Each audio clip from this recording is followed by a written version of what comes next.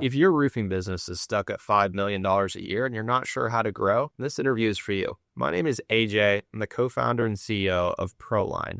And in this interview, I sit down with Ronnie Smith of Next Level Solutions and talk about why many contractors aren't using more than 15% of their tech stack and how to scale past that 5 million mark. We're here at IRE for day 3. People are already starting to pack up. And Ronnie from Next Level.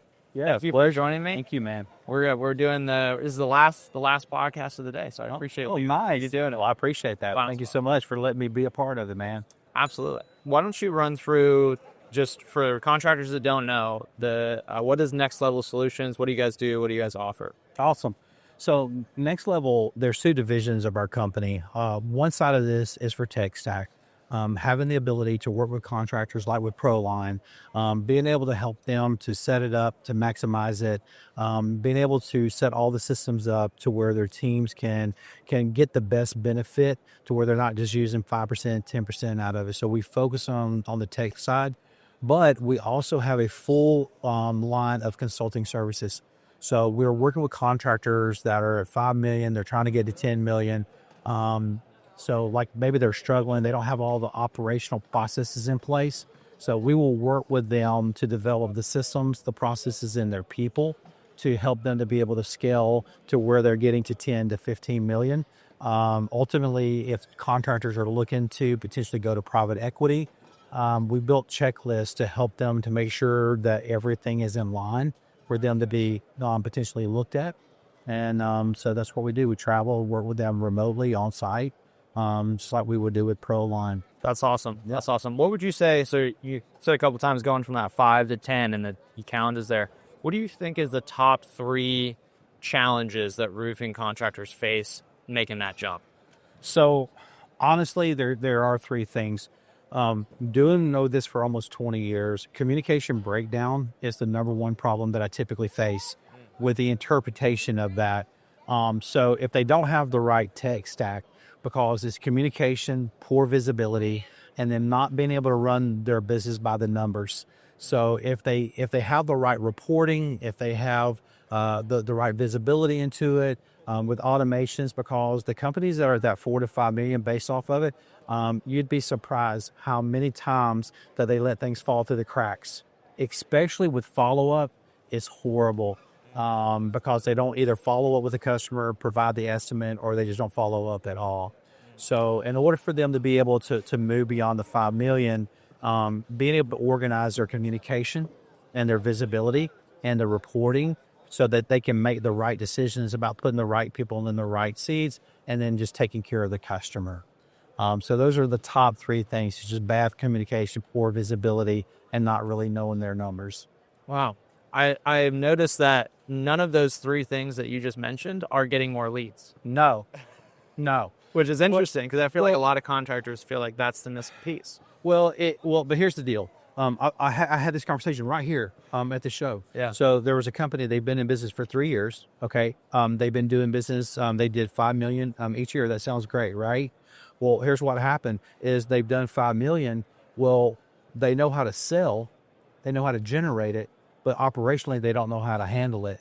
And so now he's having to go back through a whole restructure because operationally, they don't know like what their floors are. So they can produce it, but they don't know how to manage it. And so when you don't manage it, then it just kind of falls apart.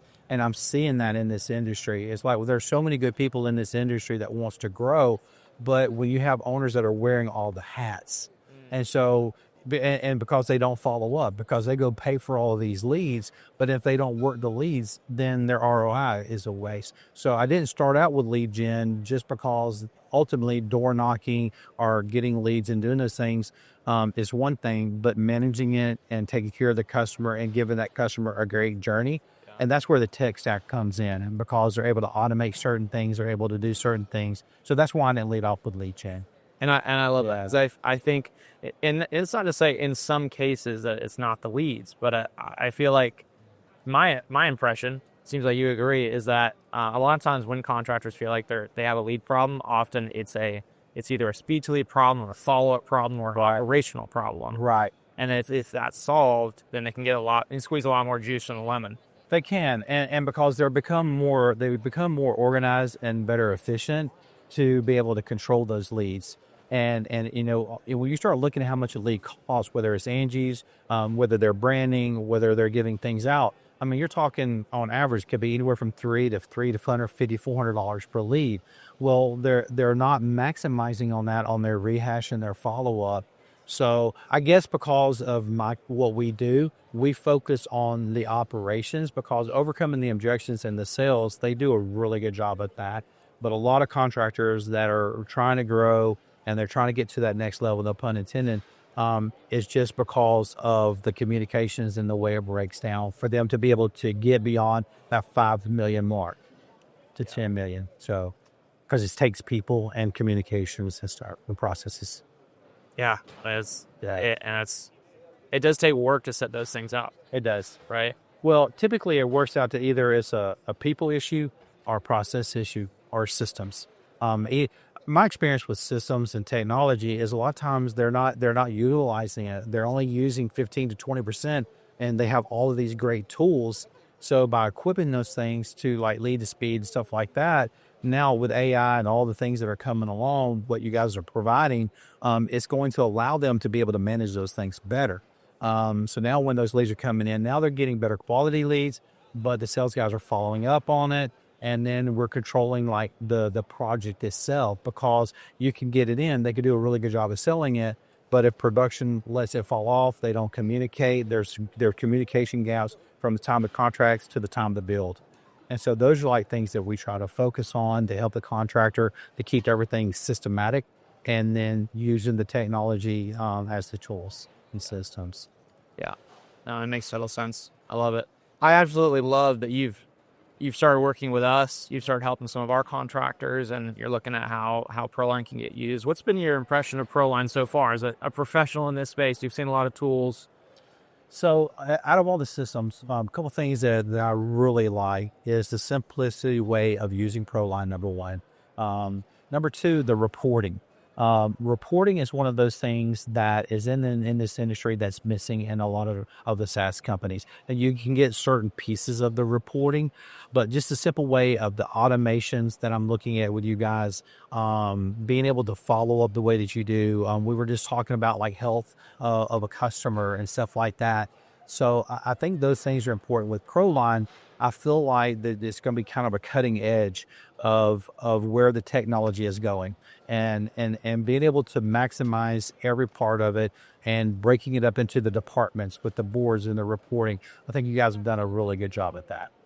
Well, I appreciate it. Absolutely. I appreciate it. And I've been impressed with the things that I've heard about you guys and the work that you've done. I'm excited to see some of these builds come out that you're going to be working on for our customers. So yeah, I'm looking forward to the partnership, to the relationship, and the way I look at it is I want to take care of the contractors. Ultimately, is that if we can educate them and help them to empower, we're going to help them execute and help them to be successful in that. Yeah, that's my goal. I love that. Yeah, I love that. Let's wrap it up with give me your top 3 things for 2026. Top 3 things that you think roofing contractors should be thinking about this year. So in the top 3 things that they need to do is, number one, they need to evaluate their 25. One of the things that we're doing now is a company evaluations on people, processes, tech stack, what's working, what's not. The season's getting ready to get kicked off. And then in terms of like number 2, it's like understand their GPS. What is their destination? Go ahead and start forecasting, setting their goals and saying, if I want to get to 10 million, and then backing into those numbers. And then honestly, setting down and having some great conversations with their staff.